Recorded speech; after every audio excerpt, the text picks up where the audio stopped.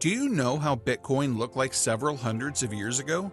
Most people often associate Bitcoin or blockchain as a complex thing that is at the pinnacle of modern technology and beyond the understanding of ordinary people. In a certain way, they are correct. The application of Bitcoin, or more precisely, blockchain technology, is relatively complex to understand. There are so many complex calculations that go under the hood that goes on creating Bitcoin. But it is striking that the whole concept of blockchain and distributed ledger dates way back then, you may think.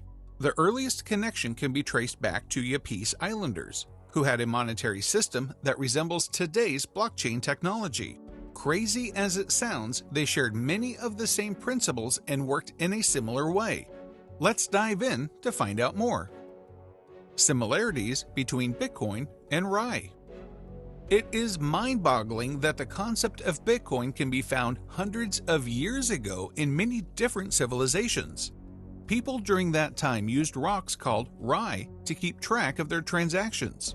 These stones were huge blocks of rock, often outsizing its owner on both length and weight.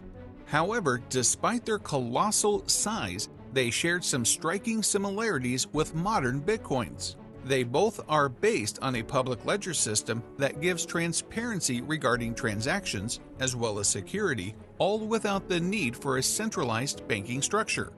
In the ancient culture of Yapese Islanders, Rye used to hold a significant value in the society and was considered extremely valuable.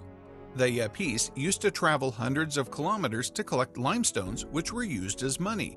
These limestones were relatively easier to transport than traditional rocks, as holes could be drilled on the center to make it easy to carry out on poles. Similarly, Bitcoin also works similarly, as they are created or mined using powerful computers and uses a lot of computational power. Bitcoin, much like Rye, cannot be mined infinitely, and there are protocols on how much you can mine given the current inflation rate and other economic considerations. The similarities do not end here. The way both systems offer value to their owner is also very similar. Both Rye and Bitcoin have no monetary value if not accepted and trusted by the community. The owner of a Rye can't take physical control of it. Due to its massive size and weight, they abandon it on the side of the road or hand it over to its original owner, who may have bartered it in exchange for another commodity or service they need. Because of this, the Yapese developed an oral register of ownership for every Rye that served, which uncannily resembles that of blockchain by detailing the origin of each piece of stone money, its transactions, and the eventual possessor of that money. The main differences. Although the principle between Yapese Rye and Satoshi Bitcoin share similar concepts, there are, of course, some significant differences in how these concepts are applied. Bitcoins have several advantages over Rye, as they can be broken into smaller units and made accessible to all. Unlike Rye, which had no mechanism to be broken down into smaller chunks. When it comes to Bitcoin, holders can remain anonymous.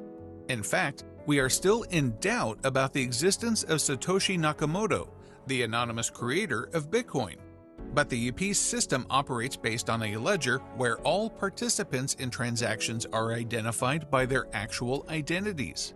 And the privacy Bitcoin owners enjoy was not evident in the Yapese community.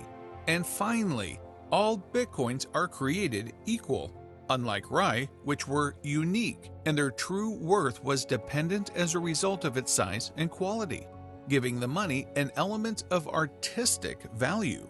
Although Rye was made up of big stones, their longevity depended on their physical structure. They were not immune to damage and pollution. On the other hand, Bitcoin has no such problem, as it can exist inside your wallet forever and are immune to any physical damage. Another big difference they have is the amount of energy they need to sustain normal operations.